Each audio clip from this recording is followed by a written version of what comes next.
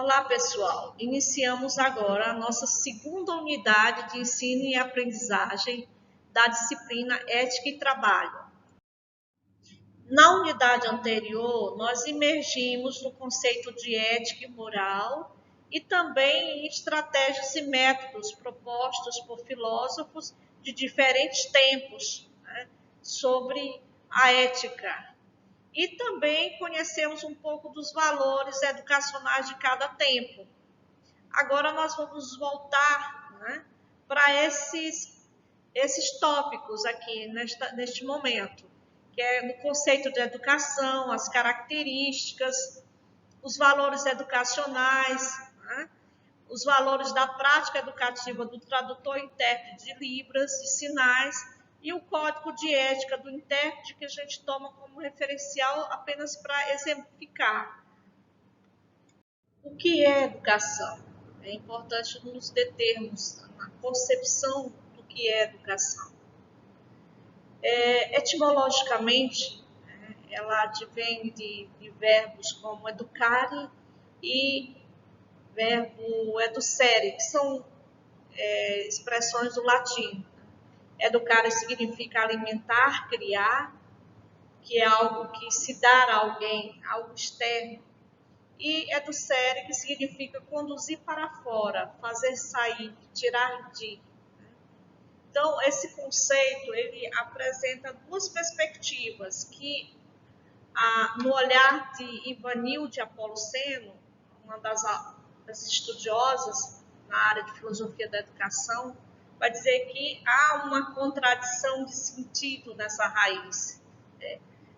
Qual é a contradição? Uma concepção que aponta a educação como produto social, algo que é transmitido, que é levado ao outro, e educação enquanto processo de desenvolvimento do indivíduo, que é algo em que se estimula a potencialidade, as condições internas do indivíduo no processo.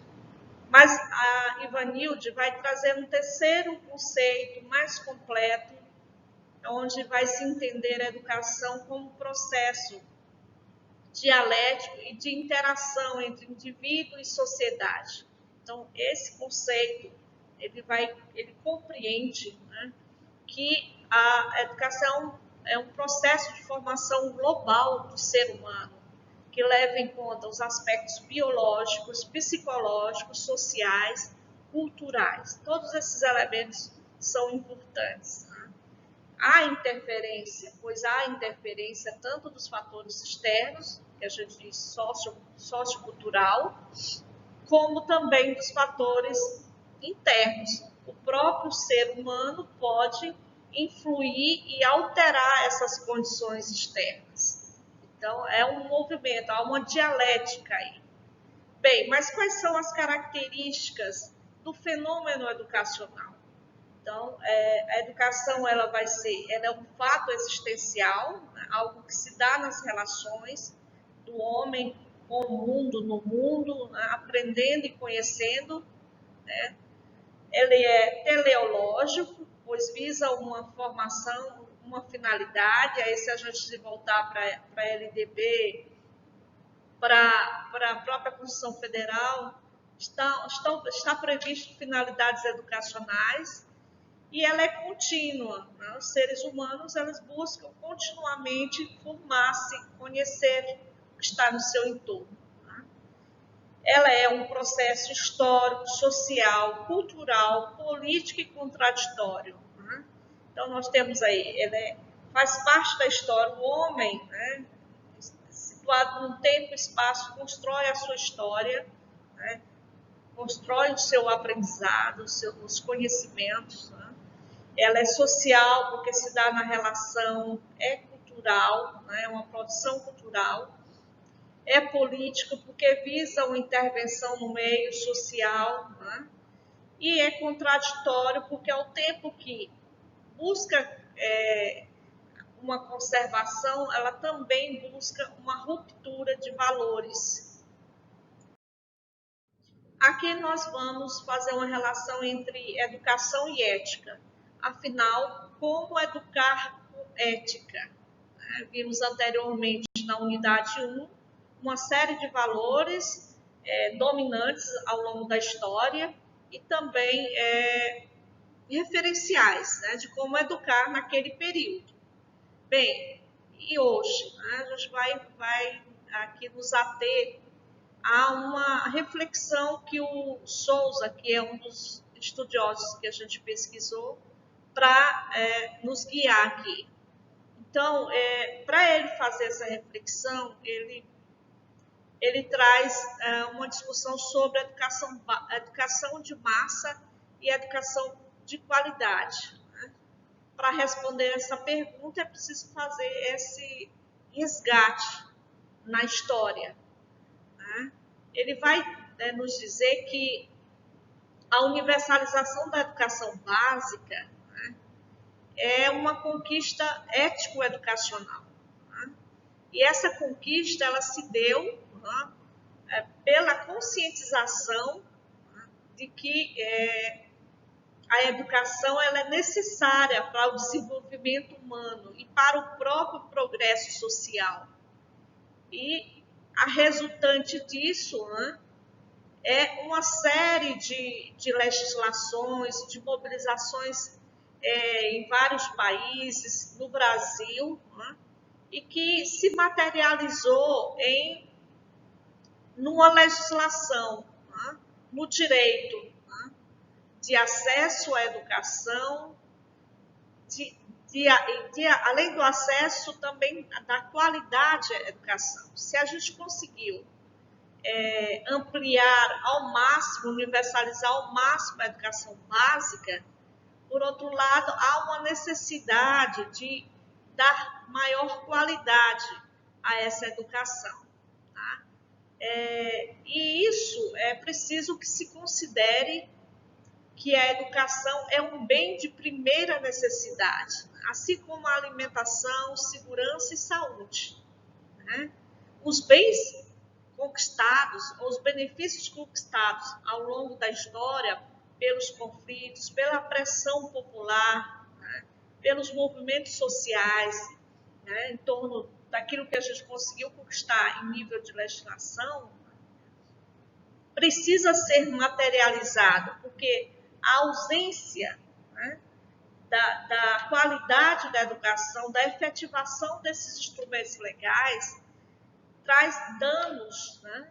Danos à população, ao desenvolvimento de uma forma geral, às relações humanas, ao processo de humanização.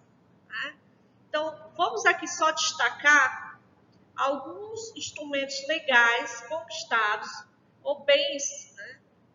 Em nível, que a gente considera como benefícios conquistados em nível teórico, que precisam ser implementados e que precisam ser, através da ação humana de gestores e educadores, torná-los efetivos. Né?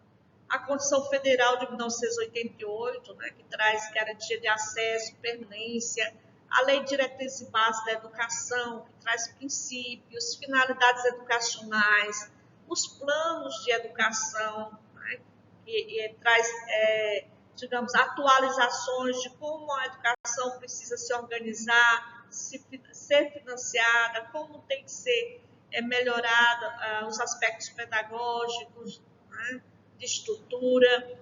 Então, todos esses instrumentos eles precisam ser, de fato, observados e implementados por todos os sujeitos que fazem a educação. Né?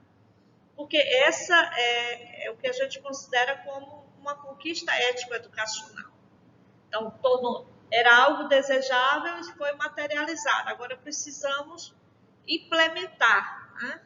Dar qualidade ao processo educacional e, ao mesmo tempo, continuar a luta para a valorização dos profissionais e também as condições necessárias para dar essa qualidade. Bem, mas o que é educar com ética? Considerando que passa por essa implementação das leis que é um instrumento, uma norma jurídica impulsionada, né, pelos movimentos sociais, por profissionais, pela própria população, a educação, né, na educação é preciso considerar, né, esses aspectos, ter respeito à pessoa e à autonomia do educando. Né? Sem esse elemento, sem considerar a pessoa do educando, né? E também o respeito à sua autonomia, e aí no sentido do professor estar estimulando essa autonomia, não tornando-o dependente, né? Mas que amplie, que ajude ele no crescimento do seu desenvolvimento intelectual. Por outro lado, é importante, por parte do educador, fazer escolha de métodos e técnicas que não sejam apenas eficazes no aspecto da aprendizagem cognitiva. Tem que ir mais além, né? Esse método ele precisa ser ético. Ao ser ético, ele visualiza o outro no seu desenvolvimento, na sua experiência, e procura estabelecer uma dialética, uma condução do processo que, né, de fato, estimule. Métodos impositivos e acríticos prejudicam os bons fins educativos. Em relação aos aspectos deontológicos da educação, vejamos o que nos diz Souza. Mas é importante esclarecer o que é deontologia. Ela é formada de dois termos, a palavra deontologia, deonto, mais logia, isso quer dizer ciência ou estudo dos deveres. Na contemporaneidade, a filosofia moral, ela orienta as escolhas do que deve ser feito. E Souza vai nos sugerir aqui o que deve ser feito em termos de valores, do que deve ser cultivado na educação.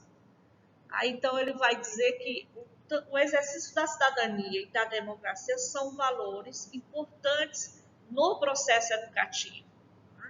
A ideia de cidadão não é uma ideia apenas pautada na ideia de direito, mas também na ideia de contrapartida, em que o sujeito cumpre as leis, mas também se corresponsabiliza em relação ao bem público, ao bem comum.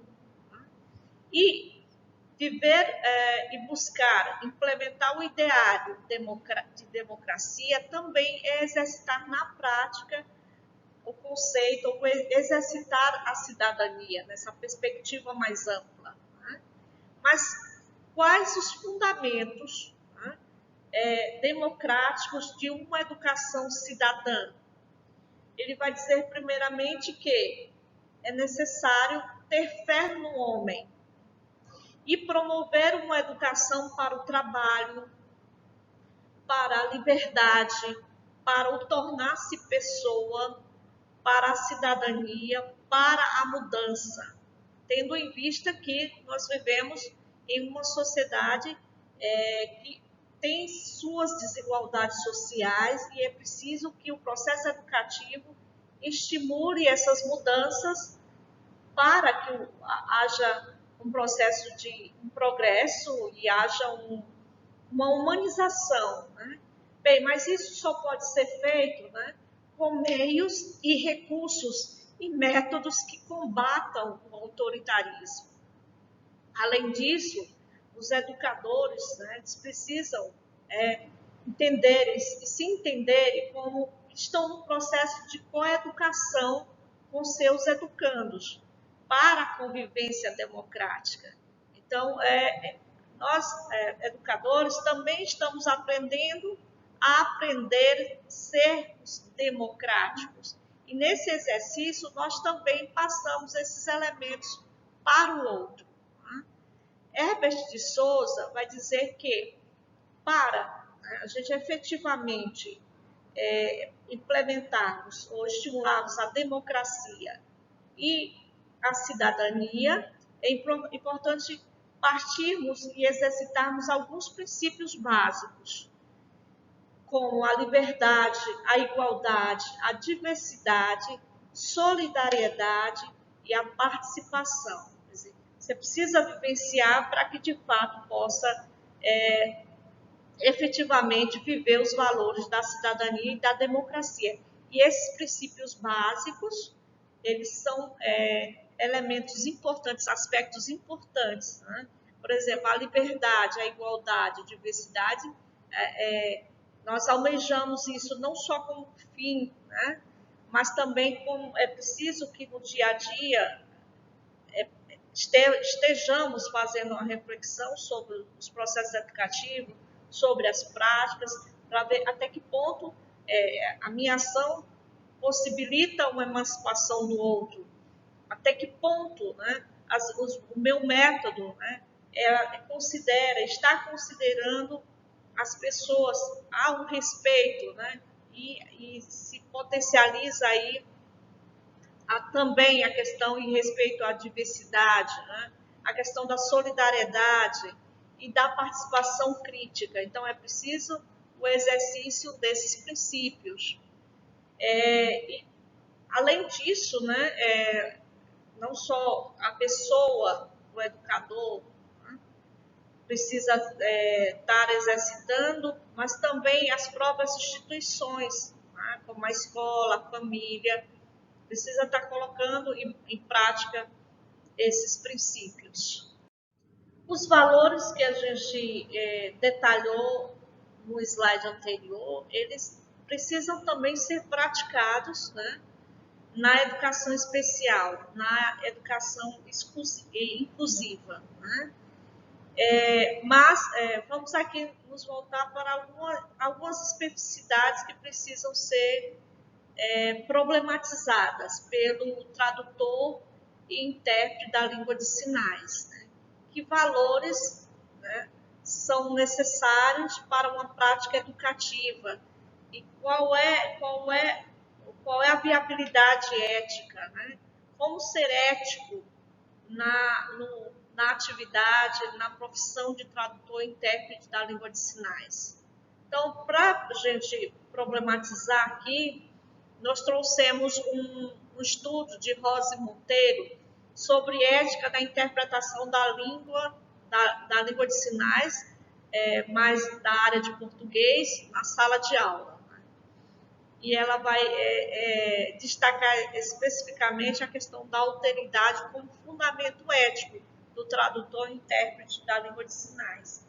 Nesse mesmo estudo, ela traz o Código de Ética do Intérprete, da FENES, que é a Federação Nacional de Educação e Integração dos Surdos. Existem outros códigos de ética, mas esse código ele se faz mais presente no relato, na entrevista feita com os profissionais dessa área. Né? Mas o que nós consideramos e destacamos como relevante para da discussão que Rosa e Monteiro fazem em seu estudo? Em relação à questão da neutralidade na atividade de tradução e interpretação da língua de sinais. A neutralidade, ela vai se perguntar e, ao mesmo tempo, vai recorrer a teóricos como Bakhtin, e vai também vai fazer uma pesquisa de campo, vai entrevistar, né, os profissionais da área para ver como eles entendiam essa questão. Né? Partindo de uma compreensão do que é o ato ético e das contribuições de Bakhtin, em que vai dizer que todo ato ético pressupõe escolhas, né? Há escolhas, logo né, na atividade, na profissão de tradutor e intérprete, o tradutor vai fazer opções, escolhas linguísticos culturais. E qual vai ser a escolha que ele vai fazer? Né? Então, logo, ele não é neutro. Né? Bem, porém, na fala dos entrevistados, vai se observar que eles buscam, sempre de forma reiterada, a questão da imparcialidade. Chegam a colocar que é um esforço que eles fazem a chegarem a ser imparciais, serem éticos. Né? Bem, há uma coerência com o código de ética nesse sentido, já que eles reforçam esse aspecto, né? E um dos artigos do código trata disso, da imparcialidade do tradutor, né? Contudo, o estudo vai chegar à seguinte conclusão, né?